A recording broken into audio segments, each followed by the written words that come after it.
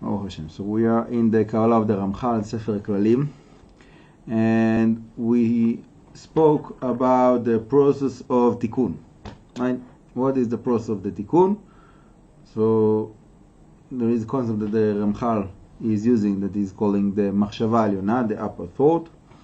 That is the tool that Hashem is using that we also need to learn how to apply, which is the tool to do the tikkun. So all of those broken pieces that fell down needs to be elevated to that level that is called the upper thought, and that will give it the tikkun. The Ramchal says that this upper thought is the secret of the image of man. What does it mean, the image of man? So we know in the beginning of the Torah that Hashem created man in his image. So what is the image of man? That quality of the upper thought that Hashem is using to do the tikkun. So in other words, Hashem have implanted within us, in the beginning of our creation, this inner tool that we can use to get to tikkun. We have that potential within us. Okay? Obviously, we need to learn how to use this inner machinery that we have, that the tools that Hashem gave us. Right? The fact that we have it doesn't mean that we know how to use it. We need to learn how to use it, but we already have it, right? And that's a very important point of information. Now, what is the process? Okay, learning how to use it. So the Ramchal says that first is to take out all of the negativity. Okay, the first usage of the tool that is called upper thought, machshava alyona, is to push out the negativity. Right? So this is basically the process of birur, to sort out. So there is different levels of birur, right? There is a level of the birur from like what is the pieces that you take from the lower ones, meaning again, after the breakdown that everything fell down, what is the part that you're bringing up?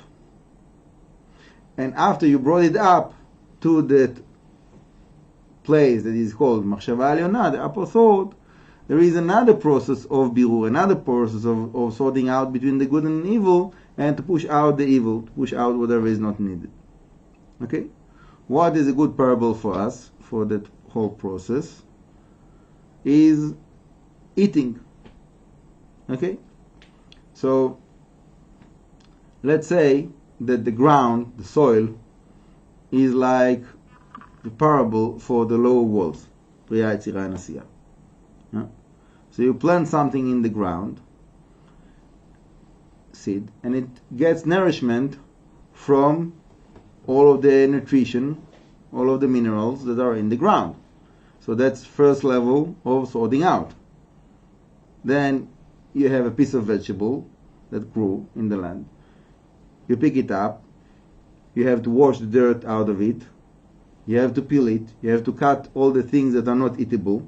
So that's another level of birur, right? Another stage of sorting out. And then after you eat it, so also within the stomach, there's another process of birur, right? To get the nutrition into the blood, right? So you see that there is levels upon levels upon levels of birur, right? And it goes on. Doesn't stop there. It goes on. So this is something that we have to be aware of, that in all what we're doing, there is also an aspect of birur. Okay? There's many levels of birur. So even when someone is getting to a very high meditation, that will be another level of refining those ingredients that was brought down from the lower ones. Right? Goes another level, as much as we are able to do. And in the ultimate stage, when it gets to the highest, so then it will be ready to be connected to the godliness, right? So that will be equal in those introductions when something is elevated from the world of the Atzilut, the highest world, to the higher levels above it. That will be that. Okay, so there is, to bring it from the Asiyah to the Yitzirah, from the Yitzirah to the Bria, from the Bria to the Atzilut, so on. Each one of them needs another level, another stage of sorting out.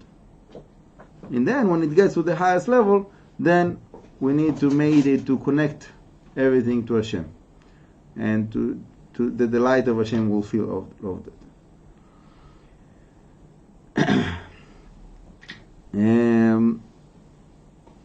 So obviously those concepts are concepts that are very, very deep, and it includes within them many, many foundations of the Kabbalah and the meditations, and it touches many, many subjects of different things that we're dealing with. So we can speak about it in length, but for now I want to keep it short and simple, so we'll leave it here. But Bezrat Hashem will go back to the same concepts, and we'll go over it again, Bezrat Hashem, next time.